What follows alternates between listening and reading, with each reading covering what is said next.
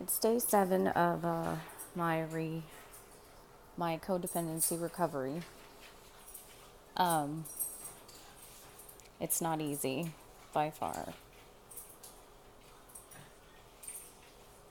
The days are difficult to get through, but you just have to keep doing your affirmations. And,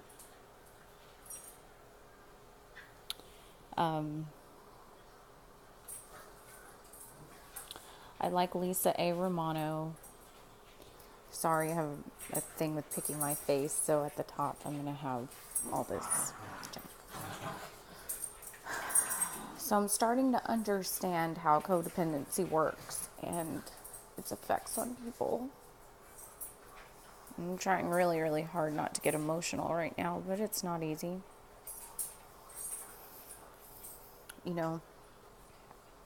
You really never understand the severity of it or even what it consists of until you're living in it. A lot of people find it hard to relate to, your family's never going to understand. They're going to say things like, if you would just love yourself a little more, or,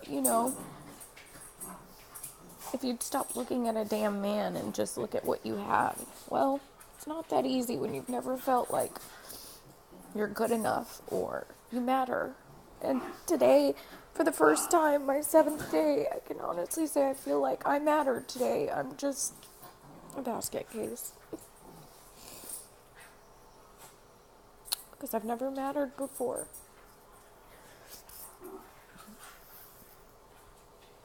Or at least I never knew I did. Listening to Lisa Romano today, and she was talking about how when we're little, we look to our parents for so much validation and confirmation that we exist in their lives and that we're not a nuisance. And she talked about this little girl at the grocery store that was with her mom, and her mom was preoccupied with other things, and she accidentally hit her cart, and as Lisa turned to her to say it's okay, the little girl had smashed her hand or hit her head or something, and she went over to the mom and she said, "Mom, it hurts." And the mom was busy and preoccupied and was like, "You're fine, just get over it." I was at work and that really touched me because so many times I've been told, "You're fine, get over it," You're fine, just get over the fact that you don't feel loved because your biological father is a heroin addict and he left you. You're fine because you don't understand at 5, 7, and 8 why your life is so hard.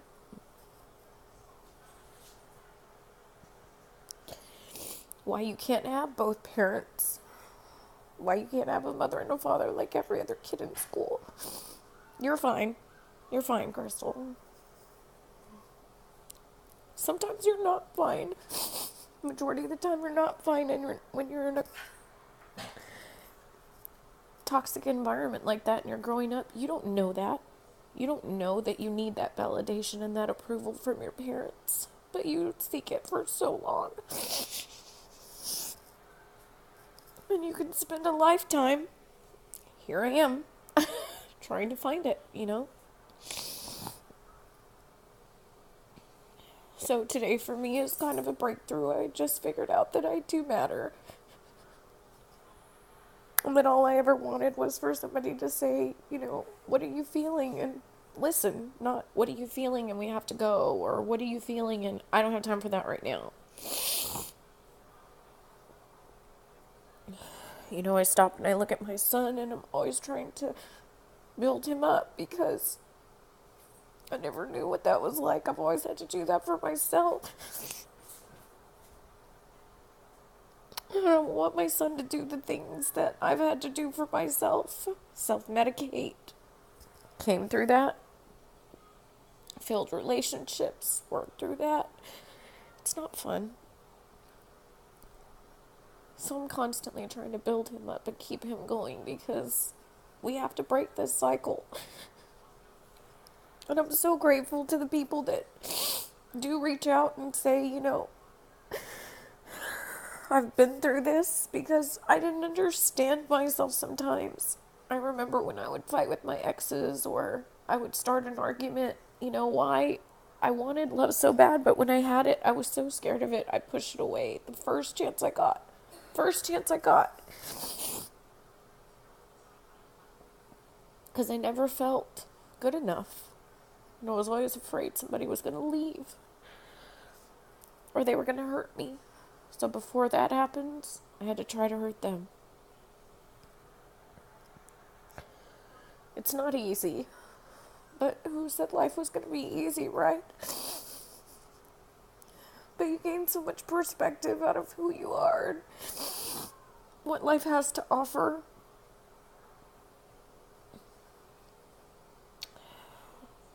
And when you're able to gain that perspective, you're able to make sense of why, or how this even happened to you. But when you're little, you don't know. You're not educated enough. You have no blueprint to go off of. You have nothing to tell you this is why. So you do the best you can, And I'm working toward getting over a relationship I just recently came out of that I was so happy in.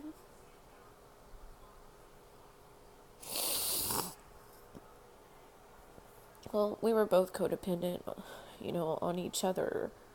Just, I guess, putting false labels on trying to make sense of what we were. But I know I was happy. We were both the same quirky, stupid, funny people. And that was real. The rest of it was fear, Our argument stemmed on me pushing him to do things that I wanted him to do, and him never quite feeling like he was enough for me.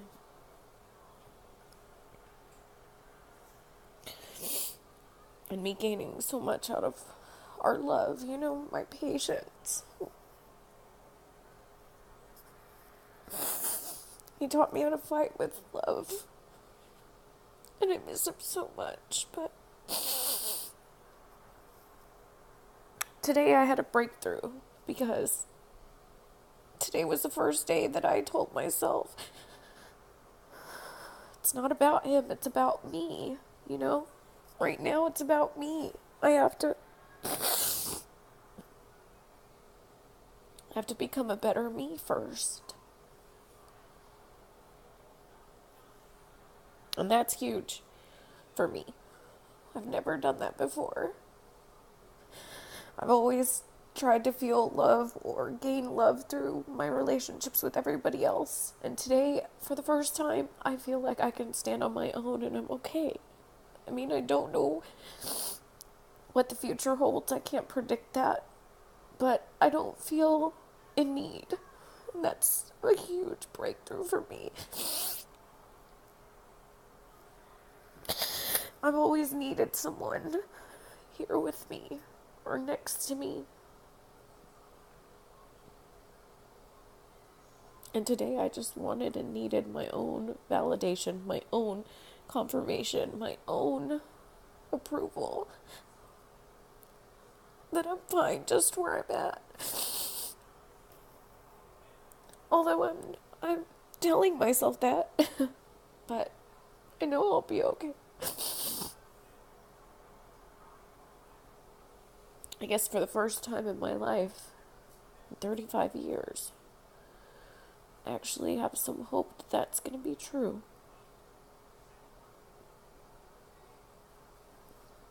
I miss my ex so much. I miss our everyday conversations. I miss my best friend. I miss my partner in life, but maybe that was all a perception of my codependency, or maybe that was all just in my mind, because I was still in need of something, you know? And now, today, I can honestly say if he were to come back right this second, I'd have to tell him no, you know, as much as I love him. I can't, for me.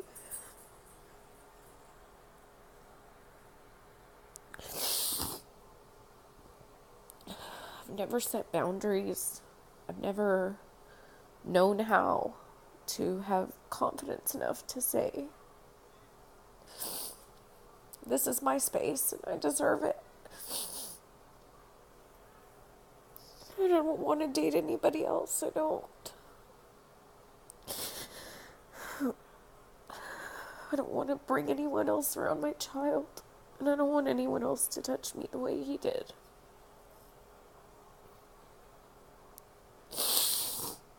Even though we'd argue, you know, we had the utmost respect for one another as people.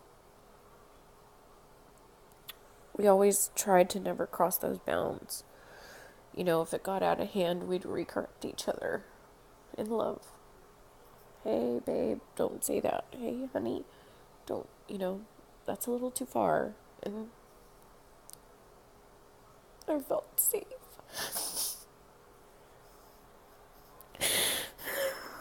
But now I feel distant and I don't know who he is. And I'm so sad. And I feel so hurt.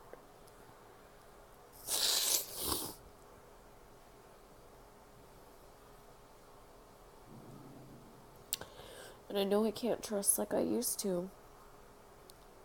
I've always been so trusting. Just anybody and everybody who comes across my path, you know, let me open my door, let me hold your hand. It's not my job. Although I am that good person.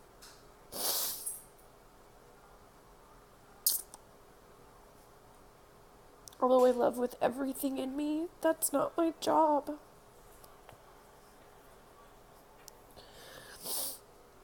And I'm learning that slowly, you know?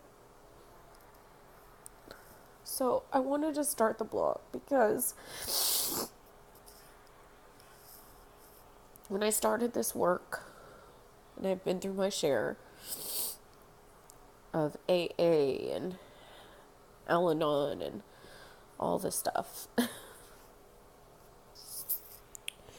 I was listening to the recordings and I was listening to the videos, and they said, you know your worth and love yourself.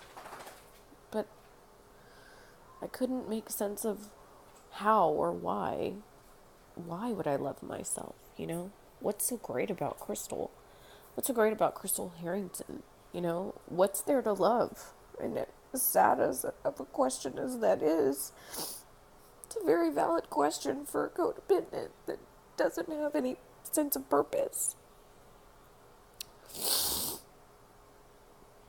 And when I literally sat in my room the first day, which was Sunday,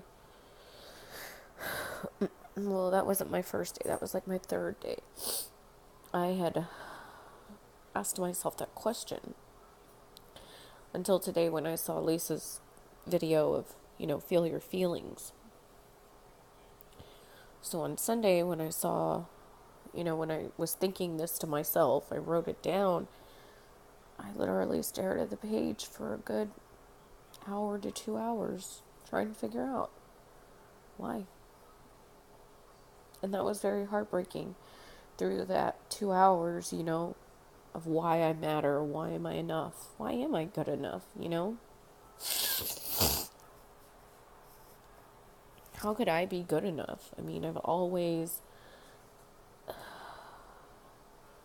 tried to please everybody else or try to keep everybody else happy. I've always been the one that unifies a group of us in school, or, you know, keeps the group together, or makes a suggestion for girls to hang out. I've always been that person.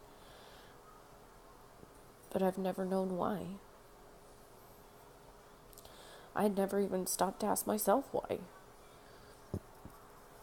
I didn't even know